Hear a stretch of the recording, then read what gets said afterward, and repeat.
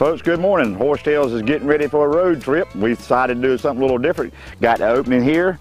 My horse is out there grazing, and we're getting ready to go to Lumberton, North Carolina. The North Carolina Horsemen's Council is putting on the Southern Horse Extraveganza. We're going to have a great time up there, and as I promised in the beginning, Horsetails is going to bring you great local things, informative and entertaining. So stay tuned. We get ready to jump on our horse and ride up I-95.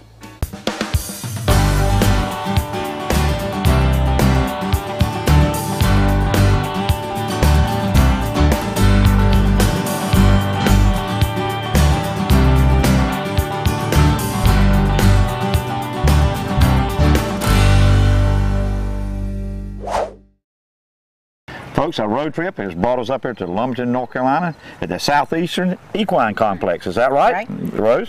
And joining me now is my new friend that we've had some dealings here in the past few months, Rose Cushing. She's the owner of Carolina Hoofbeats in North Carolina and now down in South Carolina. So Rose, I'm going to let you tell the folks a little bit about yourself. Okay. I'm Rose Cushing, and the magazine Carolina Hoofbeats we started a year ago. It is distributed to 10,000 people across the state. It's North Carolina's first and only equine magazine. It's available in 150 locations, and we feature all disciplines and genres.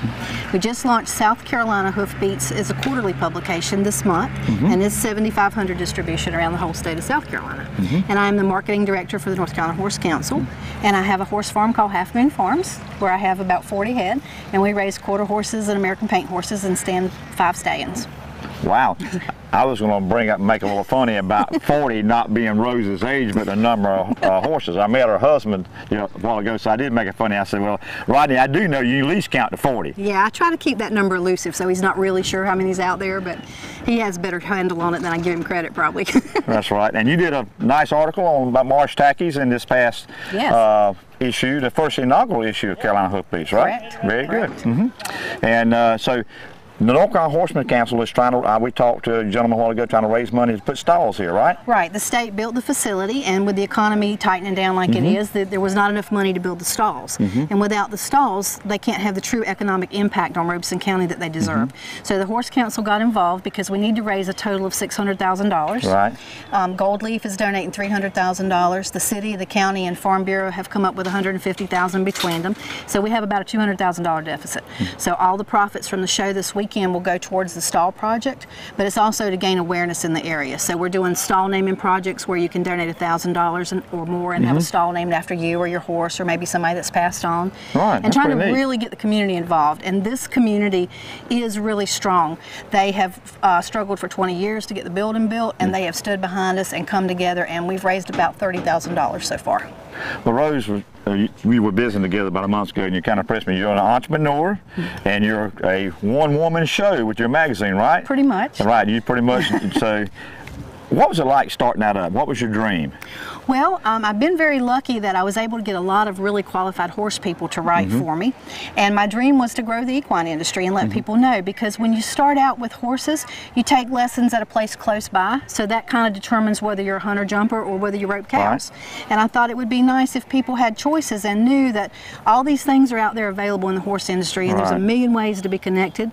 And you need to get out and explore a little bit and find out what's out there and make it work for you. Right. Because it's family stuff, it's exercise, and it's not cost prohibitive. Right. So what's your vision for Carolina Hoofbeats? Well, let's see. It's grown so much faster than I thought it would already. I hope that we can have every horseman in North Carolina familiar with us and contributing articles to it, and that the equine industry booms because of it. Right. Well, Rose, how can we get in touch with you? We have a website, carolinahoofbeats.com. We have South Carolina Hoofbeats website, which is schoofbeats.com. Okay. And you can email me off either one of those, and my contact information is there. Well, Rose, thank you. We're going to go horse around a little bit.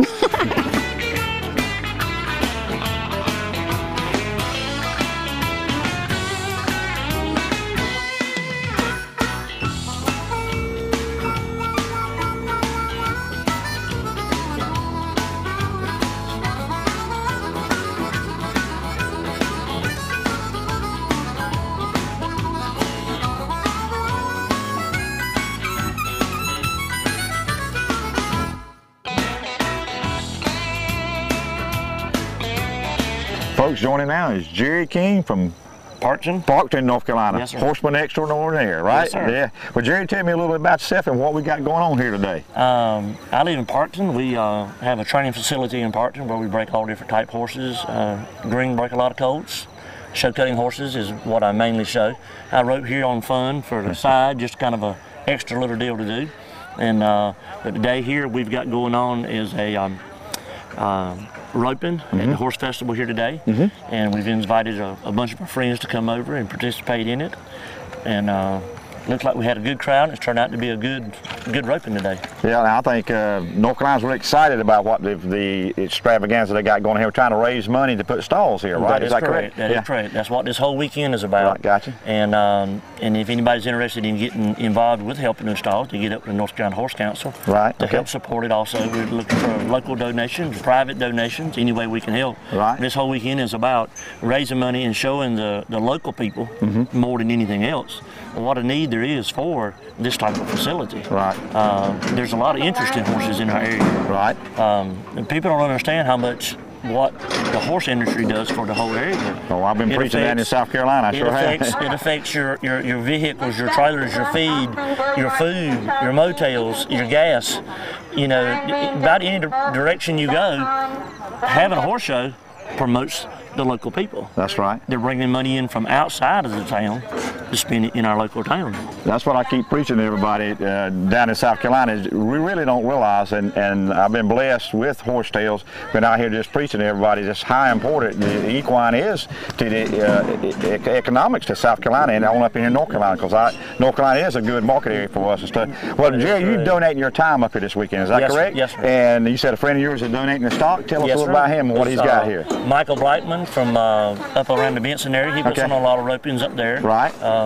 Most of the time monthly, sometimes twice a month. Right. He supplies cows for him. Right. And he was the first person I called about helping us out here, and he was glad to jump in with his folks to help us and bring the cattle down here to us and help us have a roping here. And another thing about what we're doing with the horses and equine here, it's a family deal. Gotcha. So the family here doing something like this together is much better than what we really try to promote kids used to do this, because the ones that are involved in the horses are less likely to get involved in other things. That's a good point. And I've been backing horses about 10 years now. Just everybody helping each other, camaraderie and stuff. That's really amazing. Right. But Jerry, me and you can sit here and talk all day and horse around, but how can folks get in touch with you up in Parkton?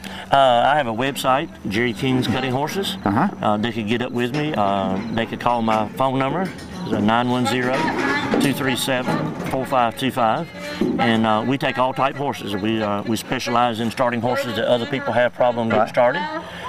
For all different aspects of whether it's dressage or pleasure, trail riding horses, you name it, and we start it. And we show cutting horses. Your requirement is 4 legs, mane, and tail. That's correct. That's all we have. So. Thanks for your time, Jerry. Yes, it's a pleasure meeting you. Yeah. Hope y'all have a good day.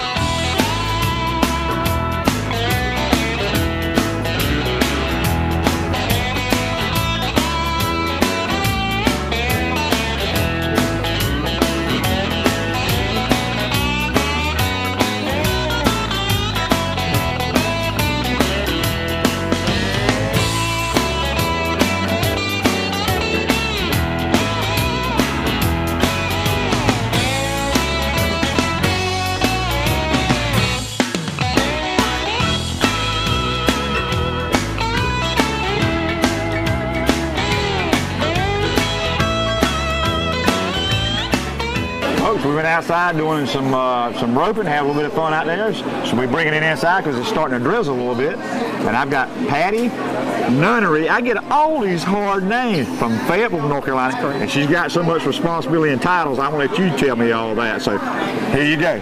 I am the current North Carolina National Barrel Horse Association State Director. Down here showing horses like everybody else here at the Southeastern Ag Center and enjoying it. Glad the Horse Council put this show on for us down here.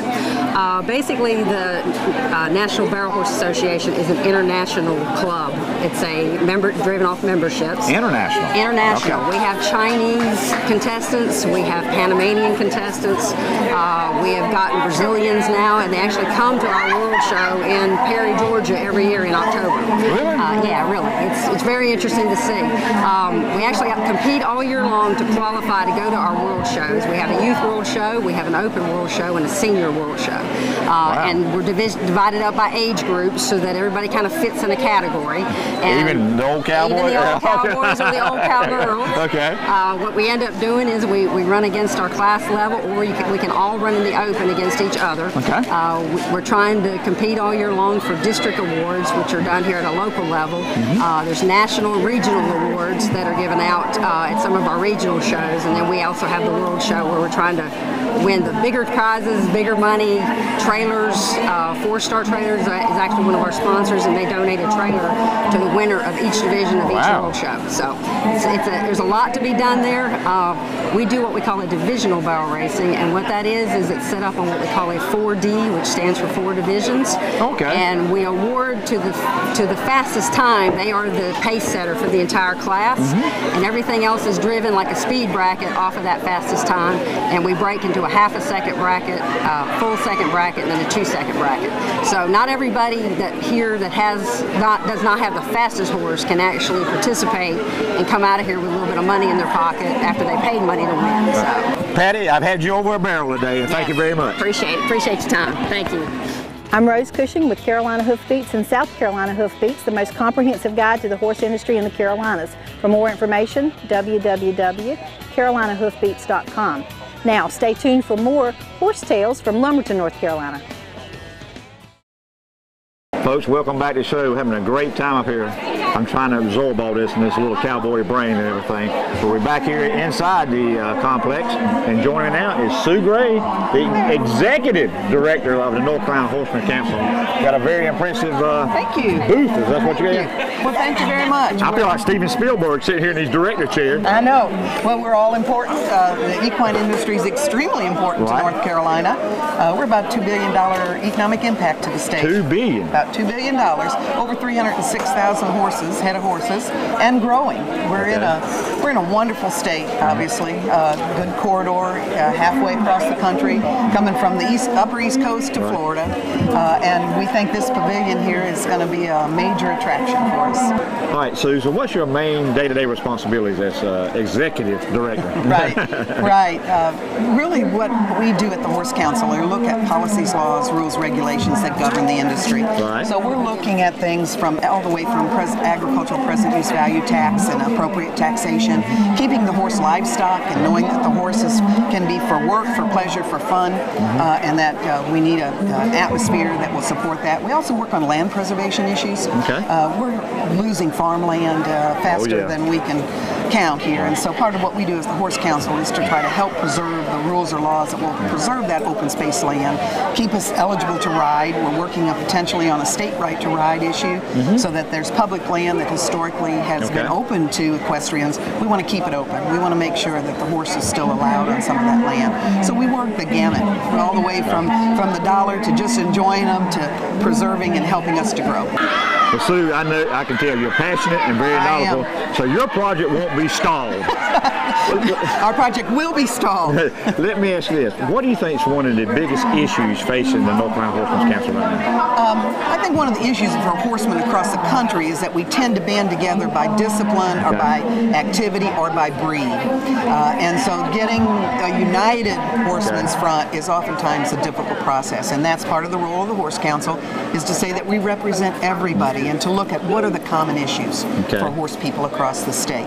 So I think that, just getting that united front, speaking as one voice, and then getting our legislators and our rule policy and rule makers to understand what is the horse and what the horse means to the state and to the people of the state.